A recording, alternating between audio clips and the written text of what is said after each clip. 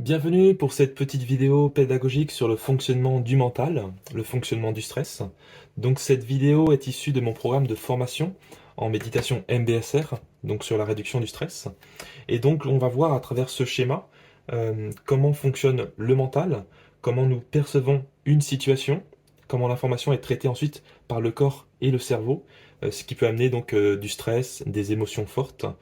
Et nous allons voir également comment la pleine conscience, la méditation, peut nous aider à mieux appréhender ce stress, les émotions, et mieux vivre avec certaines situations qui peuvent nous paraître un peu compliquées au quotidien. Donc je porte à votre attention que ce schéma n'est pas forcément dans l'exactitude scientifique. L'idée c'est que j'ai essayé d'être assez synthétique, assez clair, voilà, pour vous permettre de mieux comprendre ce fonctionnement du mental et comment donc la méditation peut nous aider à vivre avec plus de légèreté. Donc ce schéma se décompose en trois parties. La première partie, c'est la partie environnement, donc ce que nous percevons, enfin l'environnement dans lequel nous vivons, notre situation de vie. Ensuite, il y a le corps et le cerveau. Et donc nous allons voir comment l'information est perçue de l'environnement, comment elle est transmise dans le corps, et ensuite comment elle est analysée, traitée dans le cerveau, et comment ça nous amène à avoir du stress ou des émotions. Donc dans cette première partie, donc déjà nous sommes dans un environnement, notre environnement de vie, donc c'est le monde dans lequel on vit. Donc ça peut être les personnes avec qui nous sommes, que ça soit chez nous, au travail, en vacances, dans la rue. Voilà, c'est vraiment le monde dans lequel on vit. Et cet environnement extérieur, nous le percevons donc par nos sens, les organes des sens. Donc traditionnellement, généralement dans la psychologie occidentale, on parle des cinq sens. Donc il y a la vue, l'odorat, le kinesthésique, le toucher, euh, les sensations gustatives et l'ouïe, ce qu'on perçoit par les oreilles. On a aussi également d'autres sens. Donc ça, ce sont les sens extéroréceptifs. Donc ce que nous percevons de l'extérieur. Il y a aussi des sens interoceptifs. Par exemple, le système vestibulaire avec l'oreille interne, voilà, qui nous permet de, de trouver notre équilibre. Il y a aussi la proprioception, toute la structure dans les muscles avec les ligaments, le système nerveux, qui nous permet de nous positionner dans l'espace. Voilà, mais pour simplifier, donc j'ai mis ces cinq sens extéroceptifs, donc ce que nous pouvons percevoir de la situation. Donc comment ça se passe? Donc en fait, dans la situation, notre corps, avec les organes des sens, va capter une information sensorielle. Par exemple, pour l'œil, ça va être de la lumière, on va capter des photons, euh, on va capter des odeurs, donc de l'information euh, sur l'environnement, la situation. Cette information, ensuite, quand elle arrive aux organes, elle est retransmise dans le corps par tout un système euh, de signaux nerveux qui sont électriques ou chimiques. Donc pour l'œil, ça va être par exemple le nerf olfactif. Donc il y a tout ce système euh, de système nerveux qui retransmet l'information captée par les organes des sens. L'information est envoyée jusqu'au cerveau et ensuite elle va être traitée dans notre cerveau. Donc cette première information sensorielle, ce signal électrique nerveux, il va arriver au niveau du cortex, donc dans le cerveau, et cette sensation, ce signal électrique chimique, il va être transformé en une sensation. Il va être analysé, il va être compris comme une sensation corporelle, une sensation physique. Ensuite, cette sensation, euh, elle arrive dans une autre partie de notre cerveau qui va être dans l'analyse, en fait, qui va analyser cette sensation. Donc, ce qu'il faut savoir, c'est qu'en permanence, le corps il reçoit une multitude, euh, énormément d'informations de l'environnement. Toutes ces informations-là sont transmises en permanence à notre cerveau, de manière souvent assez inconsciente. Et en fait, le cerveau, il est obligé de trier les informations les plus importantes. On ne peut pas ressentir à la fois tout ce qu'on voit, ressent euh, dans notre corps, dans notre bouche. Il y a tellement d'informations que le cerveau déjà fait une sorte de tri en fait pour ne garder que les sensations, euh, les informations les plus importantes sur le moment. Donc cette sensation, Ces sensations, elles sont d'abord analysées, enfin elles sont ensuite analysées en fonction de nos mémoires, de nos croyances, de ce que l'on connaît de cette sensation, notre héritage, tout ce qu'on a emmagasiné dans notre vie. Peut-être qu'il y a des sensations qu'on connaît déjà, qu'on a déjà rencontrées. Donc notre cerveau, il a déjà euh, un mode d'analyse de certaines sensations. Et ensuite, donc cette partie de nous, elle va catégoriser la sensation de trois manières. Soit la sensation va être cataloguée, étiquetée d'agréable. Euh, donc là, ça va être ouais, j'aime bien ça, c'est agréable, euh, c'est chouette, j'aime bien ça.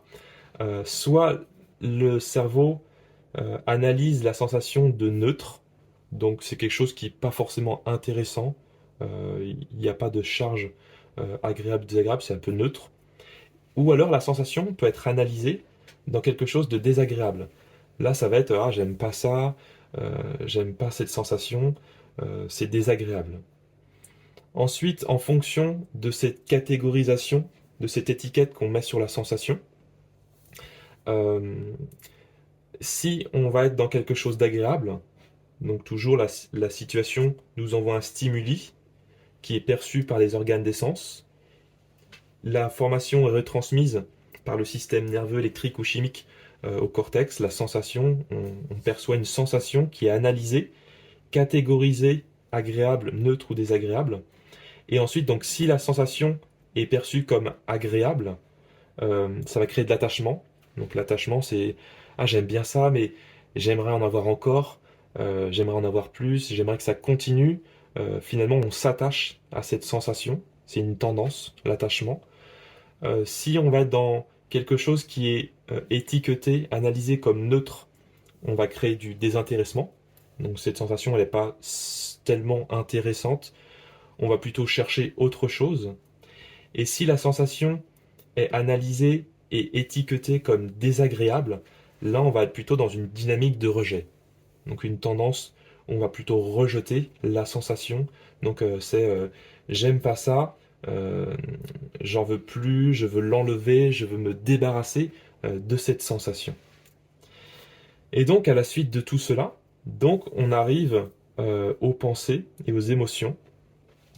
Donc en fonction de toute cette chaîne-là, qui se fait de manière extrêmement rapide, hein, euh, c'est de l'ordre de quelques millièmes de seconde, c'est quelque chose qui se fait très rapidement, souvent qui est en mode pilote automatique, qui se fait de manière assez inconsciente. Et souvent on passe une grande partie de notre vie en fait dans nos pensées. Dans notre quotidien, on est souvent énormément dans nos pensées, on est parfois un peu piégé dans toutes ces pensées et on n'a pas vraiment conscience de toute cette chaîne, toute cette boucle qui se passe avant les pensées. Et donc ces pensées, elles sont influencées aussi par donc toute cette chaîne. Par exemple, si je perçois une sensation qui est étiquetée de désagréable, mes pensées, ça va être bon, qu'est-ce que je peux faire maintenant pour changer la situation, pour changer cette sensation, comment je peux m'en débarrasser. Ça peut être des jugements, pourquoi j'ai fait ça, pourquoi ça recommence, comment je peux faire pour changer la situation. Si on va être dans une sensation qui est analysée plutôt agréable et qui a de l'attachement, les pensées, au contraire, vont être plutôt qu'est-ce que je peux faire maintenant pour garder cette sensation, quelle stratégie je peux mettre en place pour garder, pour conserver cette sensation, pour rester dedans. Donc notre pensée, il se met en ébullition et il va trouver des stratégies, il va essayer de chercher des solutions, soit pour garder la sensation, soit pour changer, pour enlever la sensation, si elle est désagréable. Et donc on a des pensées, nos pensées souvent euh, elles sont projetées sur la situation, mais on n'a pas forcément conscience euh, de toute cette chaîne et finalement que c'est les sensations à la base qui définissent parfois un petit peu nos difficultés, nos problèmes. Et en parallèle des pensées, donc on va avoir aussi des émotions. Donc les émotions, euh, en fait les trois pôles sensation, émotion, pensée, ces trois pôles sont interreliés, ils s'influencent mutuellement.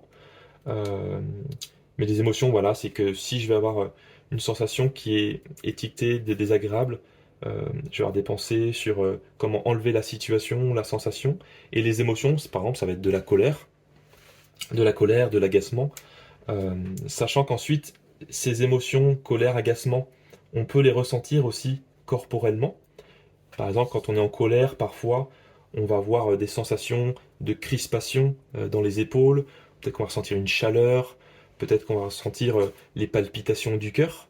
Donc ce sont des nouvelles sensations. Ces nouvelles sensations de chaleur, de crispation, elles vont être analysées. Peut-être elles vont être catégorisées de désagréables. On va être dans le rejet donc de la sensation qui est liée à l'émotion. Et on va avoir une nouvelle pensée.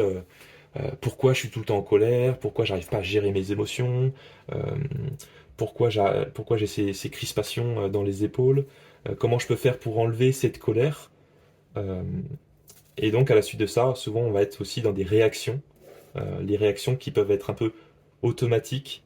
Euh, Quand on est tellement dans nos pensées, on est un peu piégé finalement dans cette sphère-là et on va subir toute la chaîne, on subit cette chaîne-là, et donc ça va amener des réactions parfois un peu réactives, un peu automatiques. Donc également, on peut avoir des émotions agréables. Les émotions agréables, ça peut être de la joie, de la détente, de la sérénité. Ces émotions de joie, de détente, les émotions qui peuvent être plutôt agréables, elles vont être aussi perçues comme une sensation dans notre corps, dans notre corps. Par exemple, la joie, la détente, on va peut-être ressentir le cœur qui bat plus vite, une chaleur avec la joie, peut-être qu'il va y avoir une détente dans les épaules, une sensation de légèreté. Donc ces sensations, encore une fois, elles sont analysées, peut-être qu'elles vont être catégorisées agréables, donc ça va créer de l'attachement.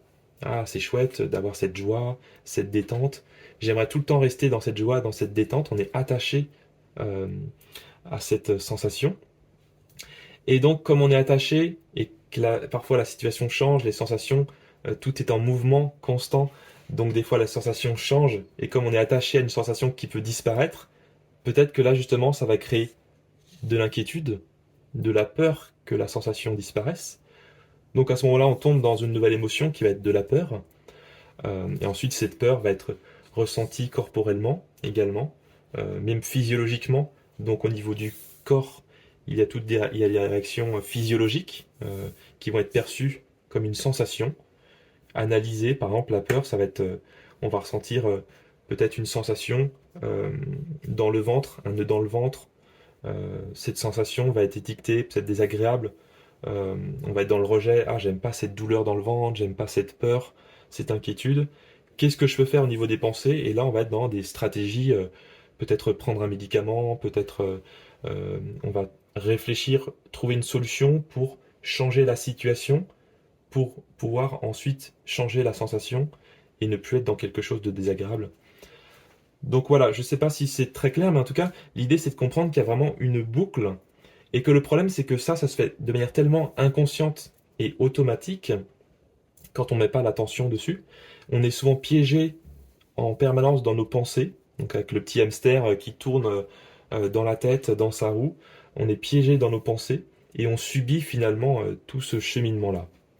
Donc l'invitation, avec la pleine conscience, c'est de pouvoir sortir des pensées et de revenir donc aux différents pôles euh, de la chaîne, donc en mettant l'attention, la conscience sur les sensations. C'est ce qu'on fait quand on pratique le scan corporel, par exemple, ou les méditations sur la respiration. On se connecte aux sensations corporelles pour revenir à la base en fait de cette chaîne, pour éviter d'être dans cette automatisation, euh, pouvoir sortir, pour mettre de la souplesse, de la liberté dans cette chaîne-là. Donc on place notre conscience sur les sensations, on peut placer la conscience sur les émotions, ou pouvoir observer également nos pensées. C'est un peu cette chaîne, le triangle de la pleine conscience.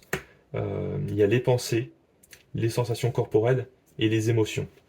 Les trois sont imbriqués, ça crée une boucle. Souvent les émotions entraînent des pensées, les pensées entraînent les émotions qui entraînent également des sensations corporelles qui sont peut-être désagréables, neutres, et ensuite qui entraînent de nouvelles pensées, de nouvelles émotions. C'est vraiment une boucle, mais quand on met de la conscience, quand on prend conscience de nos pensées, de nos sensations, de nos émotions, on sort de la boucle, ça permet de désactiver euh, ce trio, et souvent ça peut nous ramener à de l'apaisement, à plus de conscience, plus de liberté. À savoir également que vraiment la source de tout ce cheminement-là, donc il y a les sensations, et il y a aussi tout ce système d'analyse qui est lié à nos mémoires, à notre vécu, à tout ce qu'on a emmagasiné, tout ce qui peut être inconscient également. Donc on peut mettre la conscience aussi sur notre manière, cette part de nous, donc c'est souvent très subtil, mais pouvoir mettre de la conscience sur comment on perçoit une sensation. Est-ce qu'elle est agréable, désagréable, neutre? Mettre de la conscience sur ce système d'analyse, ça permet des fois de modifier, de désactiver, de transformer notre manière d'analyser, de percevoir une sensation, parce que souvent ça se fait de manière automatique. Tout ce système d'analyse, il est là depuis peut-être très longtemps, depuis des années, peut-être que des fois ça date même de notre enfance. Euh, Ce système, parfois, il est un peu obsolète, il peut être un peu périmé finalement. Peut-être qu'il y a des sensations qu'on trouvait désagréables quand on était enfant, et qu'on est tout le temps dans ce processus. Une sensation, elle est tout le temps catégorisée automatiquement d'agréable ou désagréable, alors que finalement, peut-être que la situation a changé. Quand on remet de la conscience, on réexplore les sensations. Peut-être qu'on peut modifier aussi ce système d'analyse et pouvoir se libérer donc de tout ce système un peu automatique euh, qui a tendance à nous faire tourner dans des émotions, des pensées.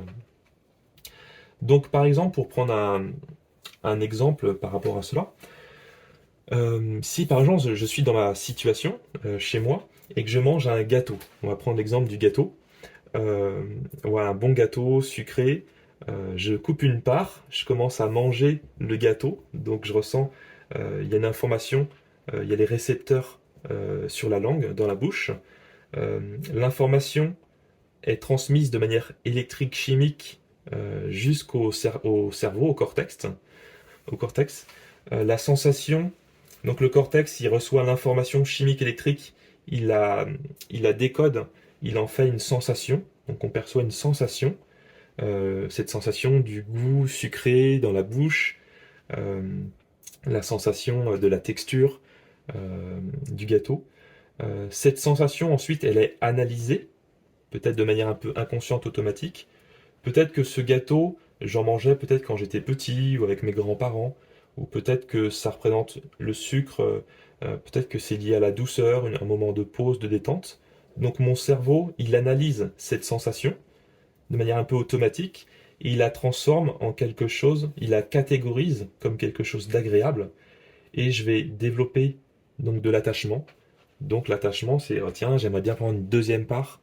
Euh, une fois qu'on a fini de manger la première part, donc la sensation est partie.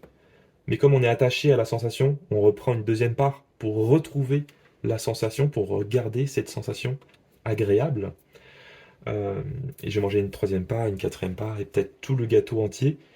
Et une fois que le gâteau est terminé, comme il y a encore cet attachement aux sensations et que la sensation n'est plus là, peut-être qu'on va ressentir de la frustration. Peut-être qu'on va aussi s'observer, on va avoir une sensation de lourdeur dans le ventre, donc ça va être analysé comme quelque chose de désagréable. On va rejeter cette sensation et on va être dans des pensées de jugement, de culpabilité. Pourquoi j'ai mangé tout ce gâteau? En plus, maintenant que la sensation est partie, il y a la frustration. Voilà, donc des fois on est un peu dans cette... On est pris là-dedans, euh, surtout que notre attention, elle est bon, bien souvent dans nos pensées et qu'on n'a pas on ne prend pas forcément le temps de déguster, de savourer pleinement la sensation dans l'instant présent, tant qu'elle est là. Euh, et voilà, ensuite ça crée des émotions de tristesse, de dégoût, euh, de frustration, de déception. Euh, donc avec la pleine conscience, l'idée c'est de revenir à la sensation, vraiment de savourer, de mettre de la conscience sur la sensation euh, dans la bouche. C'est ce qu'on fait en scan corporel, mais aussi les méditations du repas, méditation sur les sensations, le corps dans sa globalité. Mais remettre de la conscience, vraiment revenir à la chaîne. Euh, c'est ce qu'on pratique avec le scan corporel. On essaie de créer davantage de connexions neuronales entre notre conscience et nos sensations, euh, pour désactiver donc cette chaîne, pour amener de la légèreté, de la souplesse dans cette chaîne-là. Et si je peux mettre aussi de la conscience au moment où je mange ce gâteau, euh, sur voilà, comment c'est, est-ce que c'est agréable, est-ce que c'est désagréable, est-ce que c'est plutôt neutre, comment cette partie de moi elle perçoit cette sensation. Peut-être que des fois on va percevoir aussi des images du passé, euh, peut-être qu'on va percevoir aussi des besoins profonds, besoin de se détendre, besoin de, de douceur par exemple. Donc quand on met de la conscience là-dessus, on peut plus facilement percevoir en fait comment on est en lien, comment on perçoit la sensation, comment on est en lien avec le gâteau ou la situation. Donc l'invitation, voilà, c'est de remettre de la conscience. Un autre exemple, pour vous expliquer un petit peu sur une sensation qui va être plutôt désagréable maintenant. Par exemple, une situation désagréable, je vais me cogner le pied dans une marche d'escalier ou dans une chaise. Je me bute le gros orteil du pied gauche dans une marche d'escalier, dans un objet qui était au sol. Donc il va y avoir un stimuli au niveau de l'orteil, au niveau du pied, donc que je vais ressentir, mon corps va recevoir ce stimuli au niveau de la peau, des muscles, au niveau du gros orteil ou du pied. L'information est retransmise de manière électrique par le système nerveux, de manière électrique, chimique, avec tout le système hormonal également. Cette information-là, chimique, électrique, elle est elle arrive au cerveau, au niveau du cortex. Le cortex la transforme en une sensation.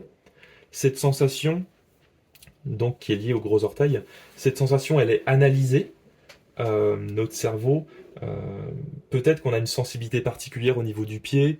Peut-être que pour nous, se recevoir un coup, ça peut nous amener à on a peur que le pied soit abîmé, par exemple, ou de perdre quelque chose, mais notre système d'analyse, il perçoit peut-être un danger, une difficulté, euh, et donc il catégorise cette sensation euh, comme une douleur, comme quelque chose de désagréable. Et donc on va être dans le rejet, on va voir, on va, on ne va pas aimer cette sensation de douleur, on va vouloir la faire partir, et on va chercher des pensées, nos pensées vont chercher une solution pour enlever la douleur. Peut-être qu'il va y avoir des jugements. Pourquoi Brice, tu fais pas plus attention quand tu montes l'escalier? Euh, Pourquoi tu es pas plus en pleine conscience quand tu montes l'escalier? Pourquoi tu fais pas plus attention? On va avoir des pensées. Qu'est-ce que je peux faire la prochaine fois pour me prévenir? Comment je peux faire pour dégager mon espace vital, mon espace de vie pour pouvoir avoir moins de risques de me cogner le pied contre un objet? Donc voilà, on va être pris dans nos pensées. Et quand on est pris dans nos pensées, bah, on perçoit pas toute cette chaîne automatique. Euh, et donc, on va avoir des émotions, peut-être de la colère, de l'agacement, de l'énervement. Ces émotions, elles vont revenir dans les sensations. Parfois, elles vont amplifier la première sensation de douleur, par exemple. Elles vont se rajouter par-dessus les émotions de colère, de sensation de crispation, de chaleur, peut-être de tension dans la mâchoire ou dans le corps. On va ressentir des sensations qui vont elles-mêmes être analysées, catégorisées. Ça va créer du rejet encore et de nouvelles pensées. Et souvent on est pris dans cette boucle. On est pris dans cette boucle, ce triangle, toujours ce triangle, mais notre tendance, en général, dans notre quotidien, on est pris dans nos pensées. On est souvent piégé dans nos pensées et on ne perçoit pas le reste de la chaîne. Donc, en pleine conscience, l'invitation, c'est vraiment de remettre de la conscience, d'explorer. Alors, chacun son rythme, hein, c'est pas évident, surtout que c'est très subtil. Voilà, la méditation, c'est quand même un entraînement. C'est un petit peu comme un sport du cerveau. L'idée, c'est que, à force de faire les scans corporels, de se connecter aux sensations, à la respiration, on va créer une nouvelle connexion neuronale pour être plus conscient de nos sensations et de ce système de perception, en fait. Euh, voilà, on va faire une nouvelle étude de cas, un dernier exemple sur le stress, justement. Donc, mon exemple, c'était par exemple, je suis en train de conduire sur la route. Donc, je conduis ma voiture. Tout va bien. Il fait beau. Voilà, il y a un environnement sympa. Et, euh, et à un moment, je vais percevoir dans mon rétroviseur qu'il y a quelqu'un qui est derrière moi, qui me colle. Pour moi, c'est une situation qui peut être un peu stressante. Et voilà, je vais voir dans mon rétro quelqu'un qui me colle, peut-être quelqu'un qui va klaxonner, peut-être que je vais le voir dans mon rétro, je vais l'observer. Donc en fait, il y a la situation, je suis dans ma voiture et quelqu'un me suit. Je vais voir la situation, je vais recevoir de la lumière en fait, une information visuelle au niveau de mes yeux. Peut-être que je vais entendre le klaxon ou le bruit du moteur. Et je vais percevoir des informations. Ces informations vont être transmises par le système nerveux au cortex, au cerveau, qui va transformer ça, qui va percevoir la sensation, donc la sensation lumineuse, la sensation sonore du klaxon, par exemple. Cette sensation, Ces sensations, elles sont triées en fonction des plus importantes. Donc mon cerveau, il va occulter peut-être la perception, la sensation qui est liée à la lumière du soleil, euh, à la lumière de... Enfin, il y a des informations qui sont peut-être encore agréables, qui peuvent être peut-être encore perçues comme agréables dans la situation, mais mon cerveau va se centrer sur les informations les plus importantes sur le moment. Ça va être peut-être la sensation d'entendre le klaxon ou de voir la personne qui est derrière moi. Donc mon cerveau, il analyse ces sensations en fonction de nos mémoires. Peut-être que j'ai déjà eu des accidents, peut-être que j'ai déjà eu des conflits avec quelqu'un qui était dans la même situation en voiture, ou peut-être que j'ai perçu, vu des choses. Euh, Mon cerveau, il analyse qu'il y a peut-être un danger, qu'il y a quelque chose de désagréable. Peut-être que le son du klaxon, il va me paraître désagréable. Alors finalement, c'est juste une sensation sonore, c'est juste une vibration sonore, mais mon cerveau va la catégoriser comme quelque chose de désagréable. Donc, ça va créer du rejet. J'aime pas ça, j'aimerais enlever, j'aimerais que ça parte, revenir à la situation où je me sentais bien, tranquille dans ma voiture, en observant le paysage. Donc je vais avoir des pensées. Des pensées, ça va être pourquoi il fait ça, pourquoi il me suit, c'est qui ce type, euh, qu'est-ce que je peux faire pour enlever la situation ou la sensation. Est-ce que je peux, au prochain rond-point, faire un tour ou deux pour le laisser partir, me mettre sur le côté, ou est-ce que je peux accélérer pour essayer de le semer, ou de ralentir pour lui montrer, l'inviter à me doubler, par exemple. Donc là, on cherche des pensées. Et donc, quand on est dans nos pensées, on ne perçoit pas que on a analysé la situation de désagréable. Euh, on est en pilote automatique. Et donc, ça va nous amener à des réactions. Peut-être que je vais être crispé. Donc là, on va être plutôt dans les sensations. Mais s'il y a de la colère, du stress, si le stress vient, euh, je vais avoir une sensation peut-être d'être crispé. Enfin, mon corps va être crispé sur le volant. Euh, je vais avoir le cœur qui bat plus vite dans mon corps. Il y aura une montée de cortisol peut-être. Euh, Tout ça, ça va amener des sensations qui sont ensuite encore analysées, catégorisées de désagréable, du rejet, de nouvelles pensées, de nouvelles émotions. Et voilà, on est vraiment dans une boucle. Et ça va m'amener à faire des réactions. Peut-être que du coup, je vais avoir une conduite un peu plus réactive. Peut-être que je vais accélérer ou freiner brutalement pour lui faire peur, par exemple. Euh, donc comment la méditation, la pleine conscience, peut nous amener justement à plutôt euh, sortir de cette émotion désagréable, de ce stress. Donc au moment où je conduis ma voiture, en fait, donc il y a toute cette chaîne qui se fait, cette boucle qui se fait extrêmement rapide, de manière automatique. Mais si au moment où je conduis, je perçois, euh, en général on ne perçoit pas au début qu'on commence à être un peu dans ce stress-là. C'est tellement fort que des fois il faut un petit peu de temps pour avoir cette prise de conscience. Donc plus on médite et plus ça va être rapide. Mais à un moment, on va se rendre compte en fait. On va se rendre compte, on va prendre conscience qu'on est dans nos pensées, qu'on est dans notre stress, nos colères, qu'on a des sensations euh, corporelles dans notre corps. Donc il y a un moment, au début, on est vraiment pris dans le stress, nos réactions, nos pensées. On commence à accélérer, à ralentir. Et à un moment, on prend conscience, quand on a bien pratiqué la méditation, quand on a bien suivi le programme, euh, et à un moment, on prend conscience que, oh, je suis dans mes pensées en fait. En fait, j'ai du stress, j'ai de la colère. Ah, en fait, je suis crispé. Et quand on a cette prise de conscience, c'est là qu'on commence à désactiver en fait le triangle. ce triangle-là. Euh, Quand on arrive à avoir cette prise de conscience à ce moment-là, on va diriger notre attention par exemple sur les sensations. Et là, on va se rendre compte, ah, en fait, il y a des crispations dans mon corps, il y a une sensation de crispation, je ressens cette sensation, hop, je vais voir mes pensées, j'observe les pensées plutôt que de me laisser embarquer. Ah tiens, j'ai ces pensées de jugement sur moi, tiens, j'ai ces pensées sur cette personne, je peux me connecter aussi sur mes émotions. Ah oui, tiens, comment je me sens là? En fait, je me sens stressé. Ah, il y a aussi un peu de colère, un peu d'agacement. Ah, il y a aussi un peu de, peut-être de déception, de tristesse.